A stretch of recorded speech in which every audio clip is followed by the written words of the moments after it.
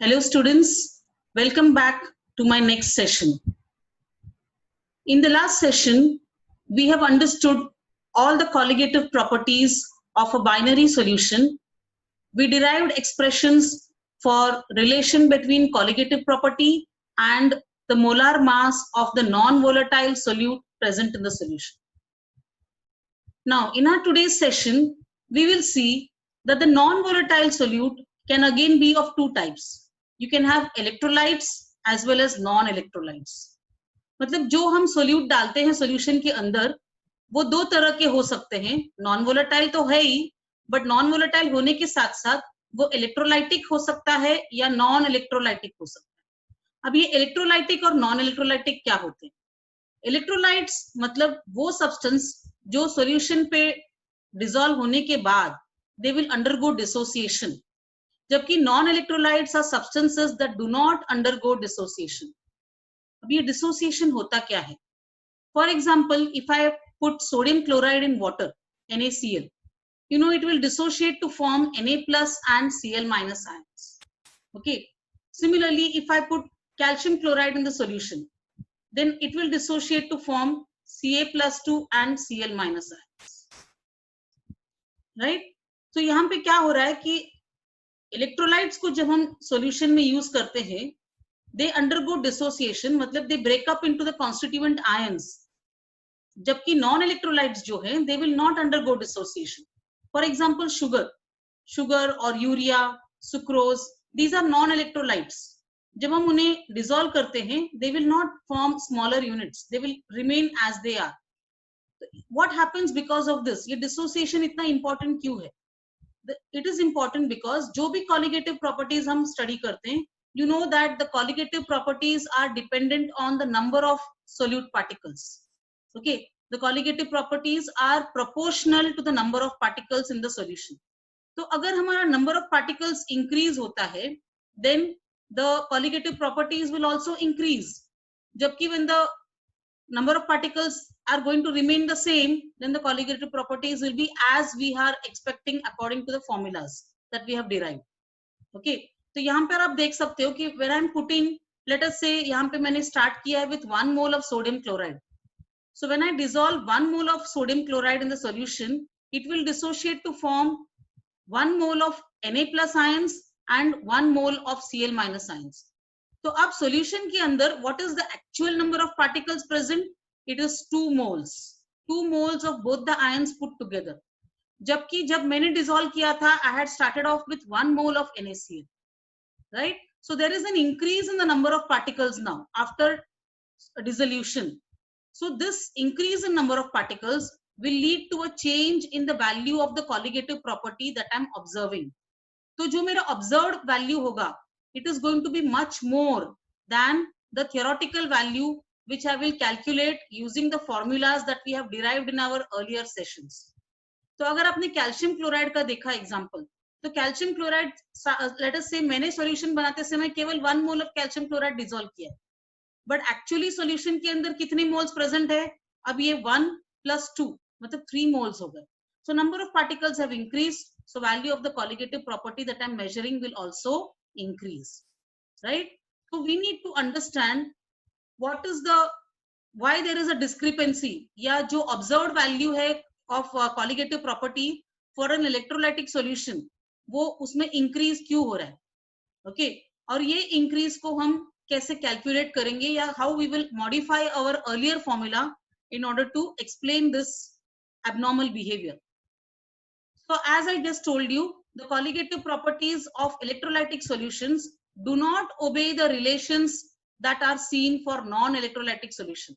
तो अगर मैंने 1 molar salt solution और 1 molar urea solution, इन दोनों में एक colligative property observe किया, let us say lowering of vapor pressure मैंने study किया. So I will see that दोनों का जो lowering of vapor pressure है, it is going to be different. That means it is not obeying the relation that we have derived in our earlier sessions. The value of the colligative property is going to be greater than expected. Okay, lowering of vapor pressure ज्यादा होगा. हमने जो सोचा था या जो हम urea solution में ऑब्जर्व करेंगे उससे थोड़ा ज्यादा होगा in the case of salt solution, because salt is an electrolyte. Okay, similarly जो molar mass है that is going to be smaller. मतलब हम जो मोलार मास कैलकुलेट करेंगे, हमने देखा था ना relation between molar mass and colligative properties, तो वो फॉर्मूला के हिसाब से जब हम मोलार मास कैलकुलेट करेंगे बेस्ड अपॉन हमारा डेल्टा पी वैल्यू कितना आता है, तो वी विल सी कि जो मोलार मास का वैल्यू हम कैलकुलेट करते हैं वो ज्यादा आता है, लेकिन ऑब्जर्व मोलार मास जो है वो डिफरेंट होगा. So the why the molar masses are lesser than the calculated value. Okay, so all this we can explain by giving a corrective factor to incorporate that fact that electrolytes undergo dissociation in the solution. Electrolyte association भी undergo कर सकता है, मतलब instead of breaking into smaller particles, it can also associate या grouping हो सकता है to form dimers या trimers. But आपके syllabus में association नहीं है, so I will stick only to dissociation of electrolytes. Okay, so moving further,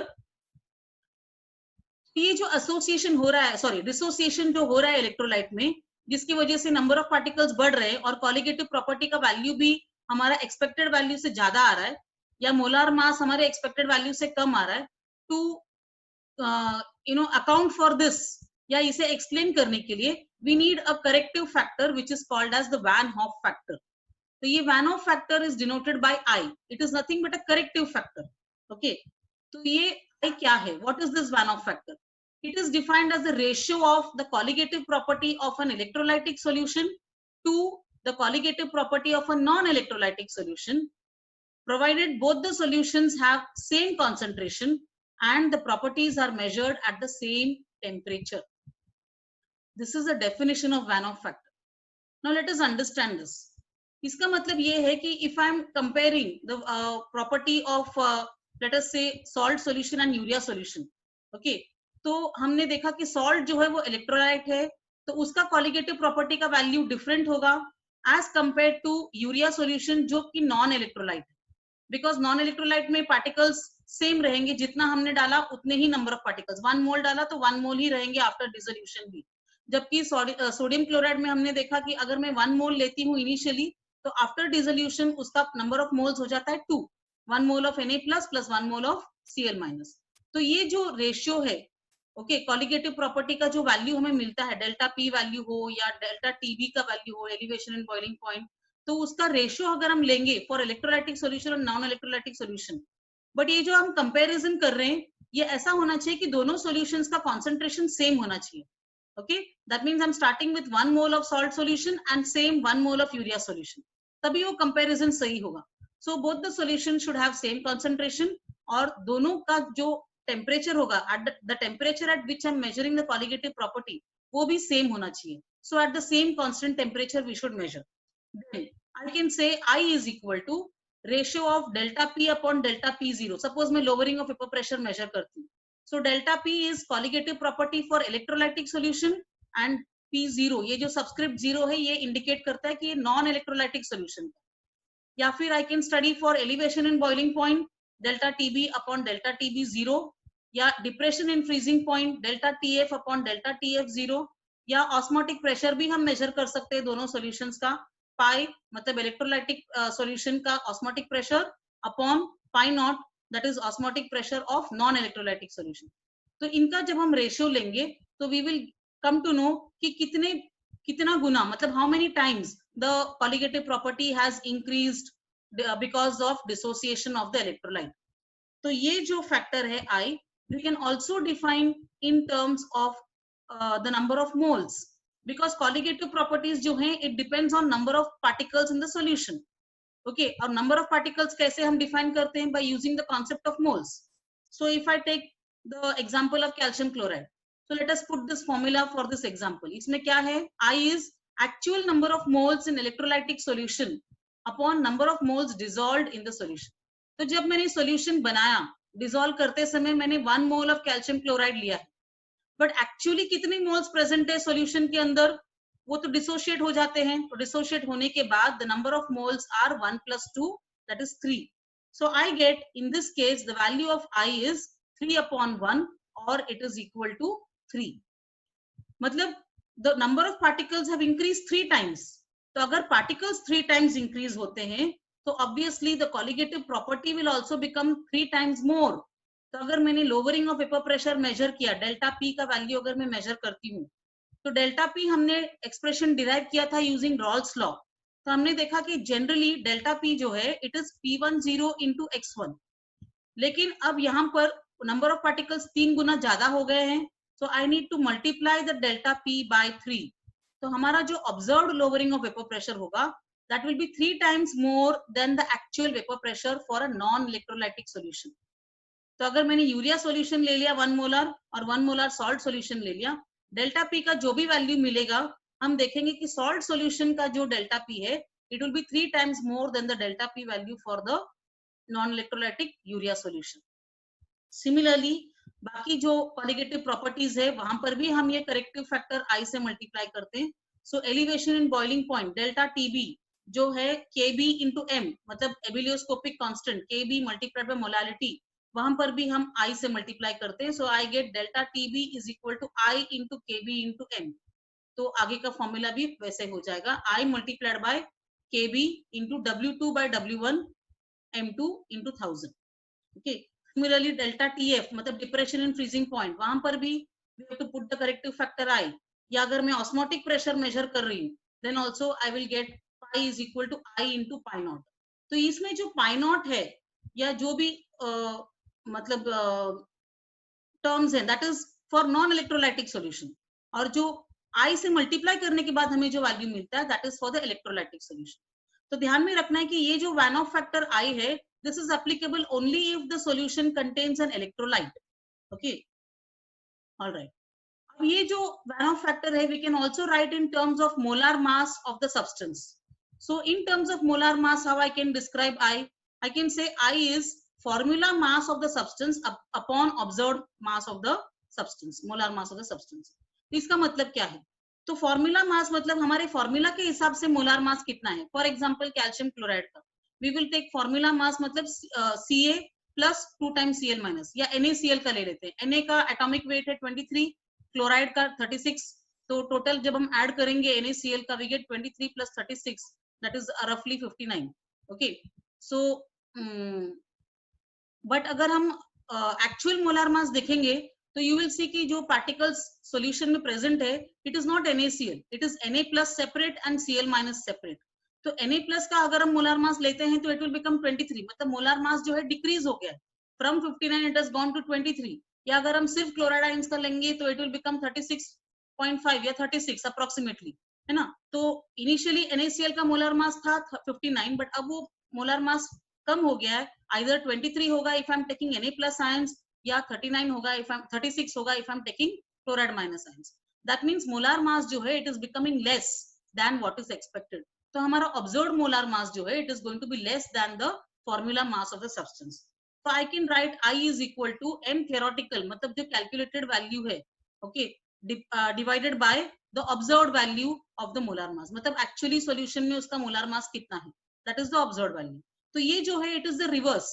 okay, observed molar मास कब आएगा? अगर मेरा इलेक्ट्रोलाइटिक सॉल्यूशन है तब। तो डिनोमिनेटर में अभी इलेक्ट्रोलाइटिक सॉल्यूशन का मोलार मास लेना है और न्यूमरेटर में नॉन इलेक्ट्रोलाइटिक सॉल्यूशन का मोलार मास, मतलब if the substance does not undergo dissociation तो वो मोलार मास न्यूमरेटर पे आता है। So this is because colligative properties है they are inversely proportional to the molar mass of the substance. हमने derivation के दौरान देखा है कि colligative properties are inversely proportional to M2, that is molar mass of the solute. So in terms of molar mass, I will be written as theoretical molar mass upon observed molar mass. All right. But in the process of defining van Hoff factor, हमने electrolytes consider किए, but जो भी examples हमने electrolytes के लिए थे वो ऐसे थे जो completely dissociate होते हैं। आपने देखा होगा कि मैंने एक सिंगल एरो मार्क किया था for NaCl and for calcium chloride, indicating कि वो completely dissociate हो रहे हैं। But do all electrolytes dissociate completely? The answer is no. Again, electrolytes are of two types. The electrolytes which undergo complete dissociation are called strong electrolytes, and those that undergo only partial dissociation, they are weak electrolytes. तो अगर कोई electrolyte ऐसा है जो completely dissociate नहीं होता है, then we have to find out कि actually कितने particles present है solution में। ओके, तो वो फाइंड करने के लिए it depends on what is known as the degree of dissociation, that is alpha. अब ये अल्फा क्या है या what is degree of dissociation? degree of dissociation is defined as the ratio of the number of particles that have undergone dissociation to the total number of particles in the solution. So let us say कोई solute में लेती हूँ 5 moles, okay, but हमने देखा कि after putting it in the solution, all the 5 moles are not undergoing dissociation. It is a weak electrolyte. Let us say only 2 moles have undergone dissociation. So my degree of dissociation will be how much? Degree of dissociation will be 2 upon 5. मतलब number of moles that have undergone dissociation divided by total number of moles in the solution. तो हम यहाँ पर alpha का value है 2/5. Okay, जब अगर strong electrolyte है जो कंप्लीटली डिसोशिएट होता है वहां पे अल्फा का वैल्यू 1 होगा, बिकॉज सारे के सारे मोल्स जो मैं ले रही हूँ पूरे डिसोशिएट हो जाएंगे. तो अगर मैंने 5 मोल से स्टार्ट किया, all the 5 moles will undergo dissociation. So that means the initial number of moles are 5. The number of moles in the that have undergone dissociation is also 5. So ratio will be 5 upon 5, मतलब 1, है ना. But in reality, if I'm taking a weak electrolyte, the alpha value will always be less than 1. Okay, alpha will be less than 1 for a weak electrolyte because it undergoes partial dissociation. So in that case, how do we apply the corrective factor I? That means वहां पर there should be a relationship between this Vanoff factor I and the degree of dissociation. So let us understand what is the relation between Vanoff factor I and alpha, or the degree of dissociation. Now for that, I'm considering a general molecular formula of a weak electrolyte. Let us say the salt or the electrolyte that I'm taking is represented by the general molecular formula AXBY. तो जब ये dissociate करेगा, late us से A is forming positive ions and B is forming negative ions.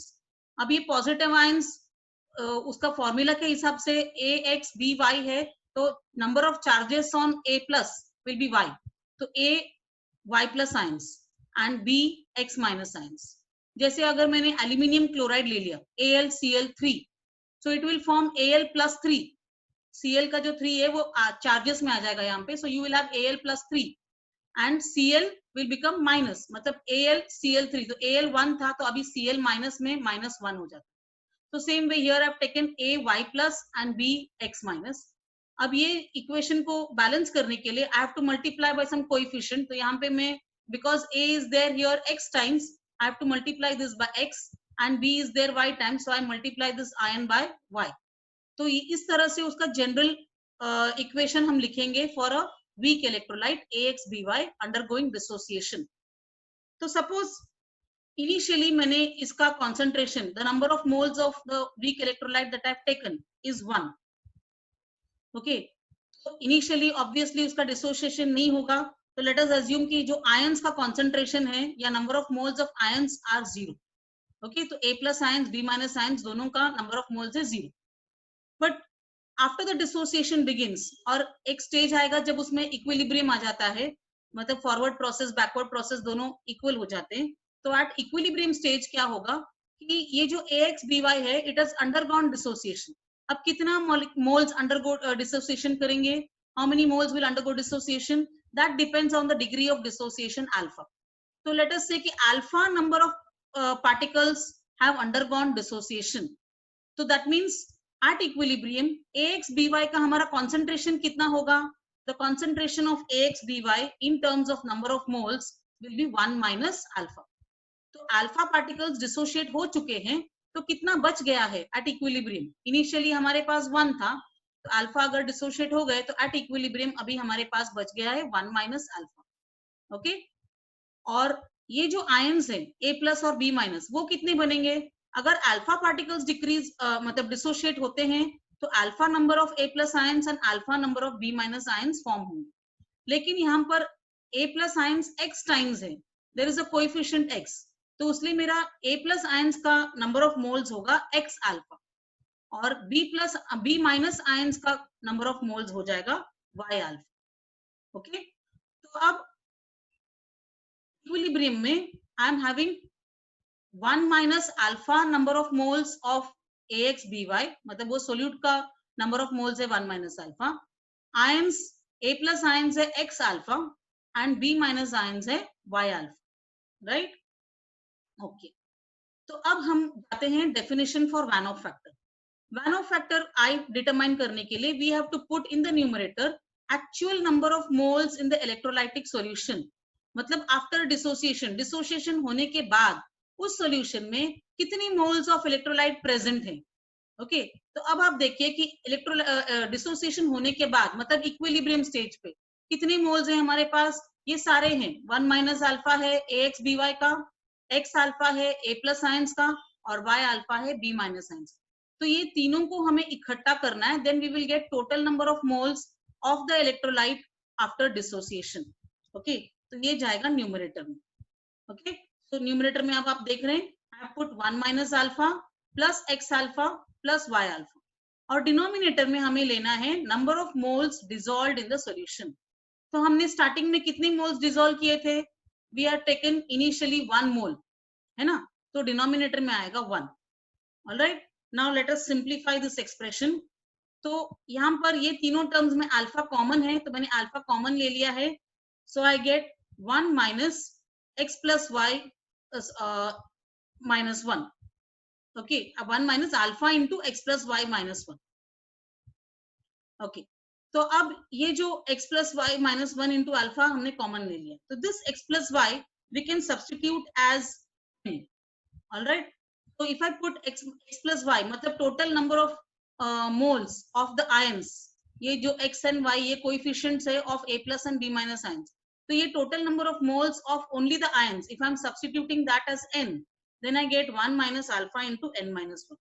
तो इसको अगर हम rearrange करते हैं तो we get I minus 1 is equal alpha is equal to I minus 1 upon n minus 1. So this is the expression for relation between alpha and I. Van't Hoff factor and degree of dissociation के बीच का relationship ये है. तो अगर हमें numerical में ऐसा दिया गया है कि इलेक्ट्रोलाइटिक सॉल्यूशन है तो हमें ध्यान में लेना चाहिए कि that means we have to apply the van't Hoff factor I. मतलब करेक्टिव फैक्टर वहां पे अप्लाई करना जरूरी है. तो आई का वैल्यू कितना है वो हमें फाइंड करना है. और आई का वैल्यू किस पे डिपेंड करता है. That depends on the value of alpha या डिग्री ऑफ डिसोसिएशन. तो उस न्यूमेरिकल में हमें डिग्री ऑफ डिसोसिएशन भी दिया हुआ होगा. So we have to use this value of alpha, write down the equation for dissociation of the given electrolyte. तो अगर CaCl2 है या aluminium chloride है तो हमने उसका dissociation equation लिख लिया. तो we will come to know what is N. तो aluminium chloride में it will form Al plus 3 times chloride ions, right? तो aluminium ions plus 3 times chloride ions ऐसे बनेंगे. तो total number of moles on the right hand side, N का value होगा 1 plus 3 मतलब 4. So if I know alpha, if I know n, then I can calculate what is I, what is the van of factor I. अब ये I मिलने के बाद if I put it in the formula for calculating the colligative property, जैसे suppose lowering of vapor pressure, so delta P will be equal to I into P10 x1. या अगर मैं delta T भी calculate कर रही हूँ then delta TB will become I into KB into M. तो I का value वहां पे substitute करके हम find कर सकते हैं what is the actual value of the colligative property for an electrolytic solution. Okay, so I hope this is clear to you. So go through all my videos once again, refresh all the topics, see that you've understood all the concepts, and with this we come to an end of the theoretical part of the chapter 2, that is solutions and colligative properties. All right, so if you have any queries, any doubts, any topic that you want me to re-explain, you can drop your comments or put your feedbacks in the comment box. All right, so with this we come to an end of this chapter. Go through the theory. The numerical part I will take up in my upcoming sessions. So until then, please go through the lessons once again and read, go through the videos and come back with your feedback and suggestions. Okay, so thank you, students.